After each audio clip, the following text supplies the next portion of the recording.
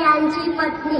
मी अत्यंत हाडारवीच्या परिस्थितीतही बाबासाहेबांना त्यांच्या शिक्षणासाठी व सामाजिक कार्यासाठी शेवटच्या श्वासापर्यंत साथ दिली.